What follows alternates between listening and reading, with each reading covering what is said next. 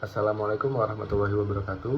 Perkenalkan, nama saya Yogi Rizky Permana dengan NIM C1B 023047. Di sini saya akan menjelaskan materi mengenai analisis persepsi dan bias pengambilan keputusan dalam organisasi. Dalam setiap organisasi, keputusan adalah tulang punggung kemajuan. Namun, di balik setiap keputusan, tersembunyi jaring-jaring persepsi dan bias yang dapat mempengaruhi hasilnya. Presentasi ini akan mengupas tuntas bagaimana persepsi terbentuk, jenis-jenis bias yang sering muncul, serta strategi untuk menciptakan proses pengambilan keputusan yang lebih objektif dan rasional. Apa itu persepsi dan mengapa penting dalam organisasi? Persepsi adalah proses kognitif di mana individu memilih, mengatur, dan menafsirkan informasi dari lingkungan untuk menciptakan makna. Dalam konteks organisasi, ini berarti bagaimana karyawan, manajer, dan pemangku kepentingan memahami dan menafsirkan situasi, data, dan orang lain. Pentingnya terletak pada dampaknya terhadap komunikasi, motivasi, kepemimpinan, dan pengambilan keputusan. Mengenal berbagai jenis bias kognitif dalam pengambilan keputusan. Pertama, bias konfirmasi, cenderung mencari, menafsirkan, dan mengingat informasi yang mengkonfirmasi keyakinan yang sudah ada. Yang kedua, efek jangkar, terlalu mengandalkan informasi pertama yang ditawarkan saat membuat keputusan. Kedua, bias kelompok, kecenderungan untuk menyukai dan mempercayai orang-orang dalam kelompok sendiri lebih dari orang di luar kelompok. Keempat, bias ketersediaan, cenderung mendasarkan keputusan pada informasi yang paling mudah diingat. Dampak bias dalam rekrutmen dan evaluasi karyawan. Proses rekrutmen dan evaluasi adalah area yang sangat rentan terhadap bias.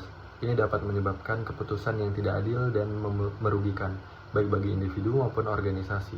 Bias gender, preferensi bahwa sadar terhadap kandidat dari latar belakang tertentu. Bias halo, kesan positif atau negatif tunggal mempengaruhi seluruh penilaian.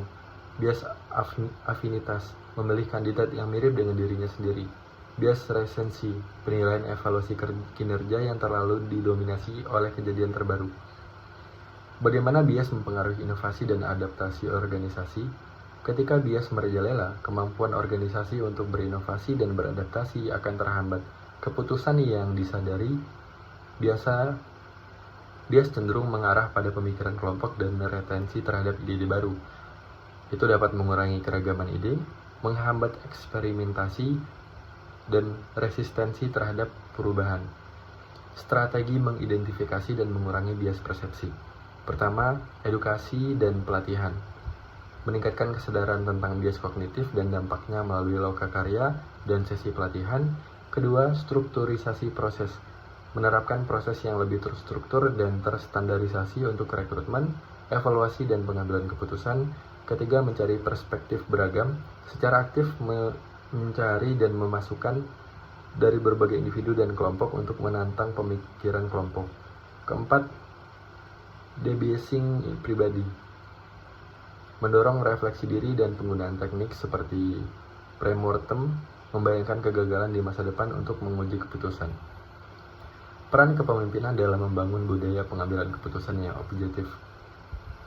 Kepemimpinan adalah kunci dalam membentuk budaya organisasi yang mendorong objektivitas dan mengurangi bias. Pertama, menjadi teladan. Setelah itu mendorong dialog terbuka, mempromosikan keberagaman, dan akuntabilitas. Studi kasus, implementasi solusi untuk mengatasi bias dalam proyek tim. Sebuah tim pengembangan produk menghadapi masalah berulang dalam memenuhi tenggat waktu karena bias optimisme dan konfirmasi. Pertama, identifikasi masalah. Analisis proyek gagal mengungkapkan estimasi waktu yang tidak realistis dan kurangnya pertimbangan risiko. Yang kedua, pelatihan bias. Tim mengikuti pelatihan tentang bias optimisme dan cara mengidentifikasi asumsi yang tidak berdasar. 3. Pengenalan peer review. Setiap estimasi waktu dan rencana proyek harus melalui tinjauan sejawat yang kritis dari anggota tim lain. Keempat, penggunaan data historis. Mulai menggunakan data proyek sebelumnya untuk membuat estimasi yang lebih akurat dan realistis. Yang kelima, hasil dan pembelajaran. Tenggat waktu proyek lebih sering terpenuhi, kualitas keputusan meningkat, dan tim menjadi lebih sadar dan akan bias mereka. Teknologi dan data sebagai alat untuk mengurangi bias. Jadi itu untuk menganalisis prediktif, platform anonim, dashboard, data real time, AI dan machine learning. Kesimpulan dan langkah selanjutnya, membangun organisasi yang lebih rasional. Pertama itu dari kesadaran diri, dengan terus-menerus menantang asumsi dan bias pribadi. Setelah itu budaya kritis, mendorong pertanyaan, debat sehat, dan perspektif yang beragam. Yang ketiga berbasis data, mendasarkan keputusan pada bukti dan data yang objektif. Dan yang terakhir pembelajaran berkelanjutan, terus belajar dan beradaptasi terhadap wawasan baru tentang bias. Sekian materi yang dapat saya sampaikan. Assalamualaikum warahmatullahi wabarakatuh.